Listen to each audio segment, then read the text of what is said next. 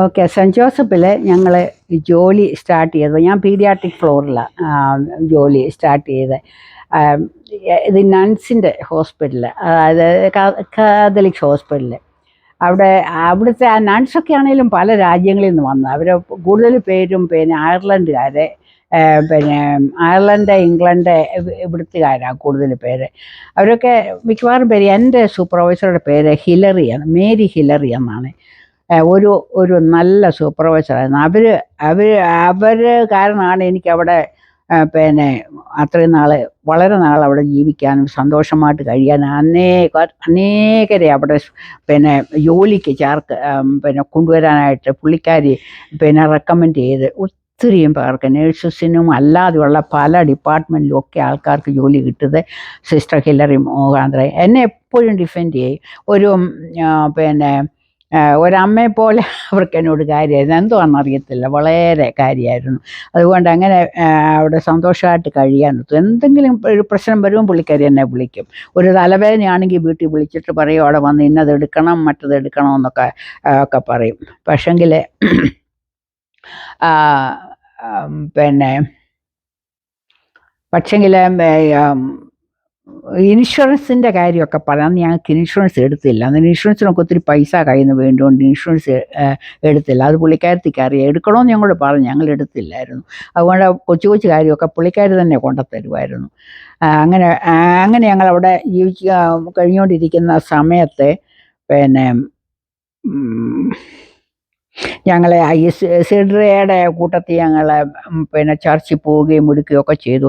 അത് കഴിഞ്ഞ് കുറച്ച് കഴിഞ്ഞ് ഒരു 3-4 മാസം കഴിഞ്ഞപ്പോൾ എൻ്റെ സിസ്റ്റർ ഇൻ ലോയും ഒക്കെ ഇവിടെ ചിക്കാഗോയിൽ വന്നിട്ടുണ്ട്. അവരന്നേരം വിളിച്ച് ചോദിച്ചു, എവിടെയെങ്കിലും ഒരു ജോലി കിട്ടുമോ, ഞങ്ങൾക്കിവിടെ ജോലിയില്ല, ഞങ്ങളിവിടെ വന്നു എന്നും പറഞ്ഞുകൊണ്ട് വിളിച്ചു. അന്നേരം ഞാൻ സിസ്റ്റർ എല്ലാവരോടും ചോദിച്ചു, ഇന്ന പോലെ 2 പേര് ഉണ്ട് ഇവിടെ, അവർ RNs ആകാൻ പോകുന്നവൾ, ഗ്രാജുവേറ്റ് നേഴ്സസ് ആരും RN ആയിട്ടില്ല പിന്നെ എന്ന് പറഞ്ഞ പോലെ. അന്നേരം ഗ്രാജുവേറ്റ് നേഴ്സസിനെ എടുക്കുന്ന സമയം നമ്മൾ കൊണ്ടുപോകും, course are take down, tell them to come. പുള്ളിക്കാരി പറഞ്ഞാൽ പിന്നെ അങ്ങ് എടുക്കും. അതുകൊണ്ട് പുള്ളിക്കാരുടെ ഇതുകൊണ്ട് അല്ലെങ്കിൽ എടുക്കത്തൊന്നുമില്ല അങ്ങനെ പെട്ടെന്നൊന്നും.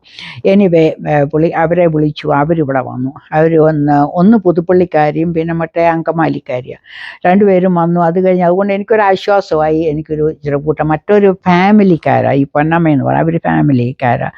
അതുകൊണ്ട് പിന്നെ ഞങ്ങൾക്കൊരു ഞങ്ങൾ അന്നേരം ഇവർ വരുന്ന ആ സമയത്ത് ഞങ്ങൾ മെഡിക്കൽ സെൻ്ററിലാണ് താമസിക്കുന്നത്. അവിടെ ആ ഭാഗത്തായിരുന്നു.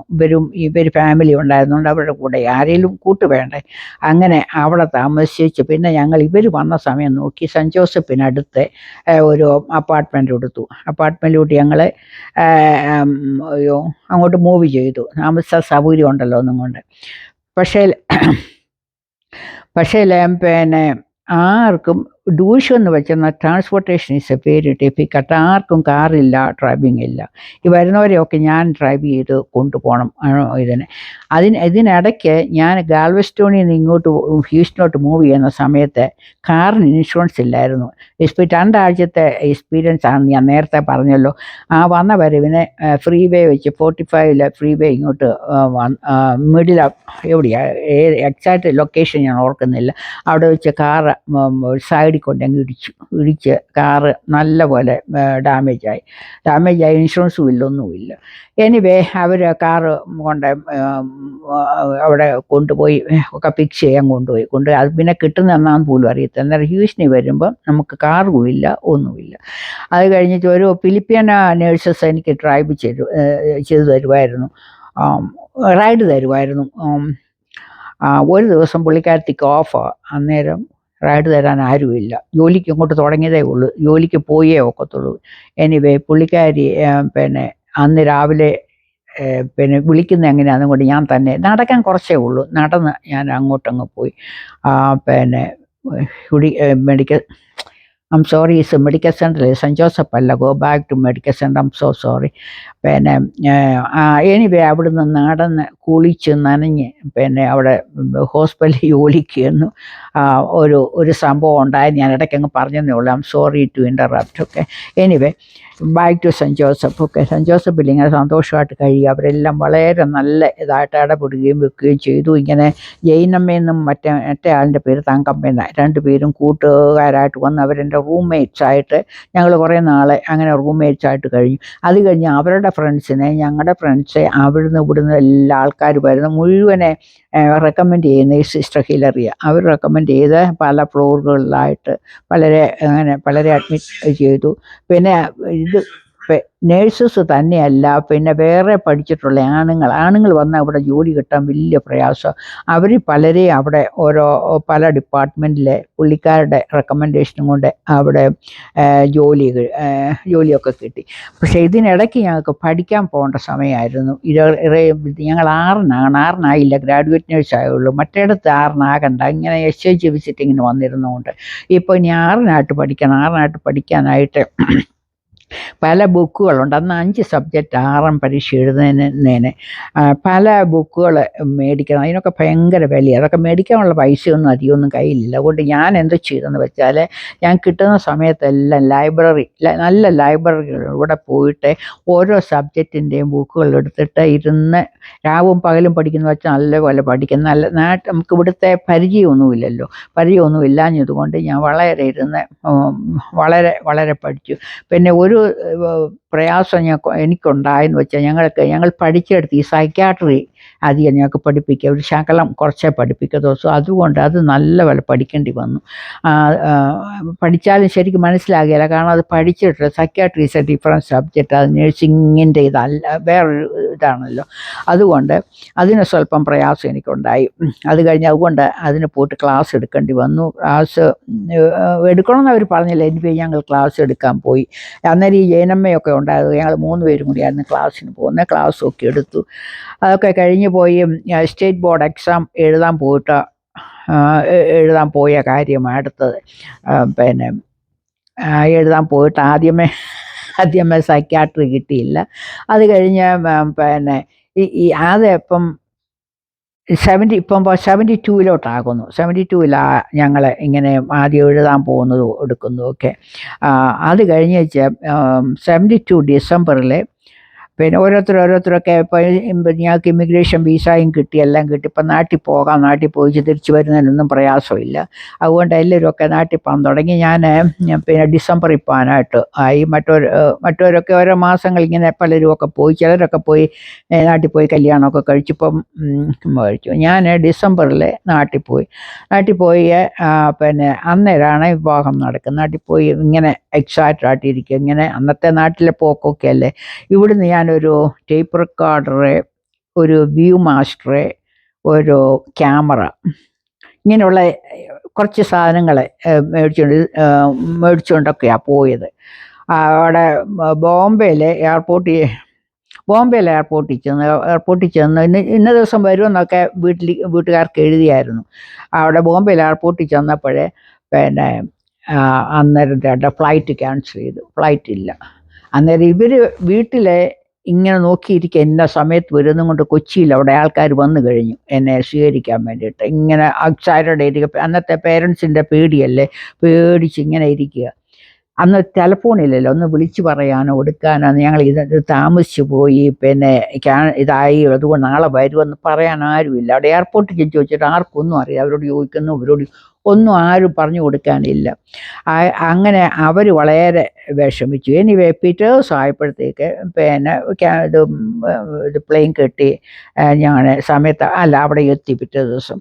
അന്നേരത്തേക്ക് ആ സമയത്തേക്ക് ഇവരറിഞ്ഞു ഇങ്ങനെ ക്യാൻസലായി. ആരോ വിളിച്ച് പറഞ്ഞു, പിന്നെ എയർപോർട്ടിൽ ആരോ പറഞ്ഞു ഇന്നപോലെ ക്യാൻസലേഷൻ, അതുകൊണ്ടാണ് താമസിക്കാതെ വരൂ എന്നൊക്കെ പറഞ്ഞ് പിറ്റേ ദിവസം ഞാൻ അവിടെ എത്തിക്കഴിഞ്ഞ എക്സൈറ്റായിട്ടൊക്കെ ചെല്ലുന്നതും എടുക്കുന്നു. പിന്നെ നാട്ടിൽ ചെല്ലുമ്പോൾ ആദ്യമായിട്ട് ചെല്ലുന്നതുകൊണ്ട് അതിൻ്റെ ആദ്യമായിട്ട് ഞങ്ങളുടെ വീട്ടിലൊക്കെ ആദ്യമായിട്ട് ടേപ്പ് റെക്കോർഡർ കാണുന്നത്.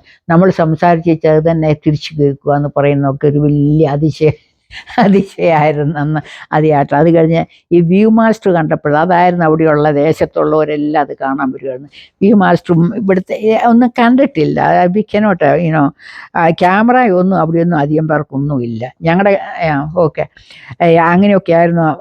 വളരെ രസമായിരുന്നു. വളരെ അങ്ങ് എന്തുമാത്രം ആൾക്കാരാന്ന് കാണാൻ എന്നെ കാണാൻ. ഞാൻ ഏതാണ്ട് ഒരു മിഥ്യാവസ്തു പോലെ എന്നെ കാണാനായിട്ടൊക്കെ എത്ര പേരാ വരും ഞാൻ ഓർക്കും. ഒത്തിരി ആൾക്കാർ വരികയും എടുക്കുകയൊക്കെ. എനിവേ ആ സമയത്തേക്കാണ് കല്യാണാലോചന വന്നത്. പിന്നെ സണ്ണിച്ചായൻ്റെ കല്യാണാലോചന ഞങ്ങൾക്ക് വരുന്നു. ഞങ്ങളുടെ ഒരു പിന്നെ എൻ്റെ പിന്നെ തിരുവല്ലായി ഉണ്ടായിരുന്ന വാർഡന്, ഞങ്ങളുടെ നഴ്സിംഗ് വാർഡന പുള്ളിക്കാരിയാണ് ഞങ്ങളുടെ ഈ കല്യാണം ആലോചിക്കുന്നത്. അത് തന്നെ ഞങ്ങൾ തമ്മിൽ കണ്ടിട്ടുണ്ട്. പക്ഷെ ആരാണെന്നത് പുള്ളി ഈ ഞാൻ പഠിച്ച സ്കൂളിൻ്റെ ഹോസ്പിറ്റലിൻ്റെ അടുത്ത മർത്തമ്മ കോളേജ് അവിടെ പഠിച്ചതാണ്. അവിടെ വന്ന് ഞങ്ങൾ വർത്താനം പറഞ്ഞിട്ട് കൊടുത്തിട്ടൊക്കെ ഉണ്ട്. പക്ഷെ ആളാരാന്നുള്ളതോ അങ്ങനെയൊന്നും അറിയത്തില്ല.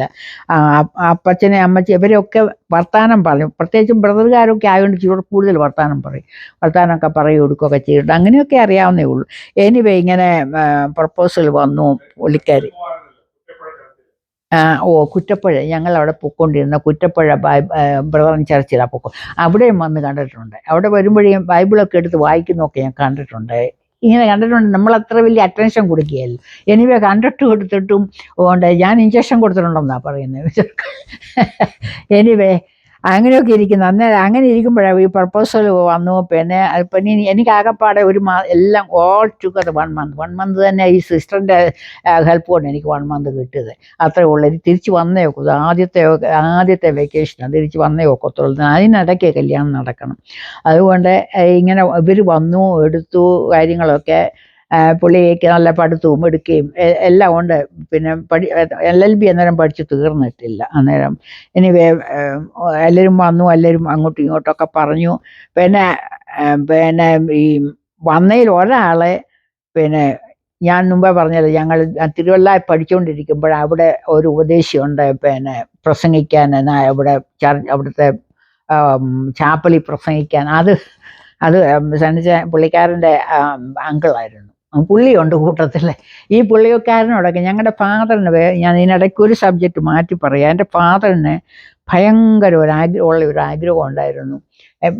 3 പെൺമക്കളാണ് ഉള്ളത്. ഇങ്ങനെ ഞങ്ങൾ യാക്കോബ സഭയിൽ നിന്ന് ബ്രദറൻ സഭയിൽ വന്നപ്പം എൻ്റെ മറ്റുള്ള ഗ്രാൻഡ് പേരൻസ് അവരെല്ലാം പറഞ്ഞു, നിൻ്റെ മക്കളെ ഒന്നിനെയും പിന്നെ ബ്രദറൻ സഭയിലും കെട്ടിക്കുകയല്ല. ഒന്നുമില്ല, ഹിന്ദുക്കൾ കൊണ്ടുപോകും, അല്ലെങ്കിൽ അവർ കൊണ്ടുപോകും, ഇവർ കൊണ്ടുപോകും, ഒരിക്കലും കെട്ടിക്കാനൊക്കെ. അത് അച്ഛനെ വളരെ വിഷമിപ്പിച്ചൊരു കാര്യം. അതുകൊണ്ട് ഈ പറഞ്ഞ അങ്കിളെന്ന് പറഞ്ഞ ആളുണ്ടല്ലോ, അപ്പം ഞങ്ങളെ കാണാൻ വന്നു. പുള്ളിക്കാരൻ തിരുവല്ല വരുമ്പോൾ ആ പുള്ളിക്കാരൻ ബ്രദറുകാരനായതുകൊണ്ട് പുള്ളിക്കാരോട് ഇപ്പം പിള്ളേരെ ഞങ്ങൾക്ക് 3 പെൺപിള്ളേരുള്ളൂ, 3 പെൺപിള്ളേരെ എനിക്ക് ബ്രദറെ കെട്ടിക്കണം എന്നൊക്കെ പറയുകയും സങ്കടപ്പെടുകയും ചെയ്യുന്ന കാര്യം പുള്ളിക്കാരൻ പറഞ്ഞിട്ടുണ്ടെന്ന് പറഞ്ഞു. ഇതൊന്നും ആടൊന്നോ ഓൾ ദീസ് തിങ്സ്. എനിവേ പുള്ളിക്കാരനുകൊണ്ട് കൂടെ പുള്ളിക്കാരനെ കണ്ടപ്പോൾ എനിക്ക് അങ്ങ് എക്സൈറ്റഡ് ആയി. ഐ ഡിഡ്ന്റ് നോ ദാറ്റ് ഇവരാ വരുന്നതൊന്നും അറിയത്തില്ല. ഇവർ പെണ്ണ് കാണാൻ വരുമല്ലോ. പെണ്ണ് കാണാൻ വന്നപ്പോൾ ഇവരുണ്ട്. പലരെ എനിക്കറിയാവുന്ന. ഞാൻ പറഞ്ഞു എനിക്ക് നിങ്ങളെയൊക്കെ അറിയാമല്ലോ എന്നും പറഞ്ഞു. അങ്ങനെ ഞങ്ങളുടെ ഫസ്റ്റ് സ്റ്റാർട്ടിങ് തുടങ്ങുന്നത്. പുള്ളിക്കാരനെ കണ്ടിട്ടുണ്ടെങ്കിൽ ഞങ്ങൾ അങ്ങോട്ടൊന്നും വർത്താനം പറഞ്ഞിട്ടോ അങ്ങനത്തെ വർത്താനം ഒന്നുമില്ലല്ലോ. അതൊക്കെ കഴിഞ്ഞു കല്യാണമൊക്കെ ഉറച്ചു കൊടുത്തു. കല്യാണം ഞങ്ങളുടെ ഡിസംബർ 22 കഴിഞ്ഞു. പിന്നെ 22 അല്ലായിരുന്നു, 22 കല്യാണം കഴിഞ്ഞു. പിന്നെ 72 ഡിസംബർ. പുള്ളിയുടെ പേര് സണ്ണി. പിന്നെ ഇപ്പോൾ ഡോക്ടർ സണ്ണി എഴുമറ്റൂര്. പുള്ളിക്കാരൻ അന്നേരം LLBക്ക് MA കഴിഞ്ഞ് LLBക്ക് പഠിച്ചുകൊണ്ടിരിക്കുന്ന സമയത്ത് ലാസ്റ്റ് ഇയർ ആയിരുന്നു തോന്നുന്നു. ഈ വർഷം ലാസ്റ്റ് ഇയർ ചെയ്യുന്നു. സോ എനിവേ ഞങ്ങളുടെ കല്യാണം അവിടെ വെച്ച് കഴിഞ്ഞു. അന്ന് അതിലും രസമായിട്ട് അന്നത്തെ ക്യാമറയൊക്കെ small wedding, not big wedding, small wedding. എനിക്ക് അതിലൊന്നും വലിയ ആഗ്രഹമുള്ളൂ. വലിയ വെഡിങ് അവരെയൊക്കെ ആളുകളെ ഒന്ന് കാണിക്കുക എന്നുള്ള സ്വഭാവം പണ്ട് I don't like it. We don't like it. So it was a very small wedding. എൻ്റെ പേരൻസ് ഒക്കെ പറഞ്ഞു that to have a big wedding. No, I said no. Just a small wedding. Anyway small wedding ആയിരുന്നു. അതിന് camera ഞങ്ങളുടെ picture എടുത്തത് ഞാൻ കൊണ്ടുപോയി small camera കൊണ്ടുള്ള picture. We don't have any big picture or anything like that. അത് കല്യാണം കഴിഞ്ഞേച്ച് ഞങ്ങൾ പോയി ഒരു പിക്ചർ എടുത്തു, അതേ ഉള്ളല്ലാതെ പോയി സ്റ്റുഡിയോയിൽ പോയിട്ട് പിക്ചർ എടുത്ത് അതേ ഉള്ളു ആ പിക്ചർ. അത് കഴിഞ്ഞ് കല്യാണം കഴിഞ്ഞ് I think we were there about 2 weeks. ഇനിയും തുടങ്ങണമെന്നുണ്ടോ? ഇനിയും പുള്ളിയെ ഓക്കെ ഇങ്ങോട്ട് പോകുന്നില്ലേ? അമ്മ തന്നെ പോകുന്നില്ലേ? ഓക്കെ. അവിടെ ഞങ്ങൾ ആകെപ്പാടെ 2 ആഴ്ച ഓൾ ടുഗദറുണ്ട്. ആ 2 ആഴ്ച കൊണ്ട് ഞങ്ങൾക്ക് പോകണമല്ലോ അല്ലേ? 2 ആഴ്ച കൊണ്ട് പോകാവുന്ന സ്ഥലങ്ങളിലൊക്കെ പോയി, പല സ്ഥലങ്ങളിലും പോയി എടുത്തേച്ച് കഴിഞ്ഞ് എനിക്ക് പോന്നേ ഒക്കത്തുള്ളൂ. ഞാൻ ഇങ്ങോട്ടും പോരുന്നു, ബോംബെ വരെ ഞങ്ങൾ ഒരുമിച്ച് വന്നിച്ച് പുള്ളിക്കാരനെ പഠിക്കുന്നിടത്ത് നോർത്ത് ഇന്ത്യക്കും പോയി, ഞാൻ ഇങ്ങോട്ടും ഇങ്ങ് പോകുന്നു. ഇവിടെ പിന്നെ ഹ്യൂസ്റ്റൺ ഇങ്ങനെ പോകുന്നു. ഇവിടെ വന്നു. പിന്നെ അടുത്ത പരിപാടികളിലൊക്കെ ജോലിയിലൊക്കെ കയറി. പിന്നെ I had to finish my state board exam because I have only 4 subjects. I had to get one more. Psychiatry I didn't get it. So we are ready to go and to write the exam, വന്നു. Next month we went for the state board exam, and by the grace of God we got the license. Next month we got ഞങ്ങൾ പാസ്സായി, licence കിട്ടി. So happy. പുള്ളിക്കാരനെ എല്ലാവരെയും അറിയിച്ചു ഞങ്ങളിങ്ങനെ ആറിനായി എന്നുള്ള കാര്യമൊക്കെ. ഞാൻ പറഞ്ഞല്ലോ, എനിക്ക് I like to help any people. So I learn എങ്ങനെയായിട്ട് ബോർഡ് എഴുതുന്നതിൻ്റെ ടെക്നിക്കും, എങ്ങനെയുള്ള ക്വസ്റ്റ്യൻ എങ്ങനെ പഠിക്കണം, ഇങ്ങനെയുള്ള കാര്യങ്ങളൊക്കെ പലരും എനിക്ക് മനസ്സിലായി. ഞാൻ അതുകൊണ്ട് ഒരു എക്സാജറേഷൻ അല്ല, I have to so many nurses. They couldn't pass the board, so they all call me from different states. ഞാൻ അവരോട് പറയാം അതിൻ്റെ technique, how to write the exam, how to study, how to answer the question, that kind of thing, and what kind of question there is a possibility to come, this kind of question, that kind of question, that. So I was helping them for a lot of people. So അതുപോലെ ഒരുപാട് ആ സമയത്തൊക്കെ എന്നെ വെച്ച് അങ്ങ് ഭയങ്കര കാര്യം, because എല്ലാവർക്കും പാസ്സാകണം, പിന്നെ സ്റ്റേറ്റ് ബോർഡ് പാസ്സാകണം. അങ്ങനെ പലരെ അങ്ങനെ ഹെൽപ്പ് ചെയ്യാൻ സാധിച്ചിട്ടുണ്ട്, അതിലൊരു സന്തോഷമുണ്ട്. പിന്നെ അത് കഴിഞ്ഞ് വെച്ച് പിന്നെ നമുക്ക് go back to driving. Okay, driving we had to ഇപ്പോൾ ഈ സമയത്തേക്ക് അവിടെ ഒരു 8-10 നേഴ്സസ് വന്നു കഴിഞ്ഞു ഇവിടെ സെൻറ്റ് ജോസഫിൽ ജോലി ചെയ്യാൻ. പക്ഷേ nobody have a right to go to work. My car, the maximum you can keep 5 people. Actually 4 passenger car, but she's keep 5. But you won't believe I was taking 8 ladies in one car, and they just hanging, hanging there. ഞാൻ അവരെയും കൊണ്ടാണ് പോകുന്നത്. അവിടെ ചെല്ലുമ്പോൾ cent Joseph parking ലോട്ടിലോട്ട് ചെല്ലുമ്പോഴത്തേ അവിടുത്തെ ഈ അവിടെ നോക്കുന്ന ആള്, പുള്ളിക്കാരൻ അവരെല്ലാം കൂടി നോക്കി. ഇത് പറഞ്ഞെന്നാൽ ഈ ലോറി, ഈ നാട്ടിലെ ലോറി ഉണ്ട്, അല്ലെങ്കിൽ ഇവിടുത്തെ ട്രക്ക് പോകുന്ന പോലെ ശബ്ദം, ഇത്രയും പേര് സ്മോൾ കാർ ഇത്രയും പേരെയും കൊണ്ട് അവിടെ ഇറക്കുമ്പോഴത്തെ ഇവരെല്ലാം അവിടെ നിൽക്കുന്ന ആൾക്കാരെല്ലാം കൂടി ഇങ്ങനെ വലിയ അതിശയമായിട്ട് നോക്കി നിൽക്കും. ഇപ്പോൾ അവരതിശയം ചെയ്താൽ I have to help you, they need a ride, they have to go to work. Public transportation തീരെ കുറവാണ് അവിടെ, എവിടെയൊന്നും അങ്ങനെയൊന്നുമില്ല. അത് തന്നെയല്ല, ആർക്കും പൈസയില്ല അധികമൊന്നും. So I was trying to help as much as I could. അത് തന്നെയല്ല, some people work in different shifts. Sometimes I had to, even though ഞാൻ വർക്ക് ചെയ്യുന്നില്ലെങ്കിൽ തന്നെ I had to take them to go to work, So I'm still happy, I could help them, that's I'm so happy about it. അതുകൊണ്ട് ഞാനത് മിക്കവാറും ഓർക്കും. അങ്ങനെ പലരെ help ചെയ്യാൻ സാധിച്ചു ആ സമയത്തൊക്കെ. അങ്ങനെയായിരുന്നു സെൻറ്റ് ജോസഫിലെ life. They were very nurse, they were very good എന്ന് ഇനി പറയണ്ട.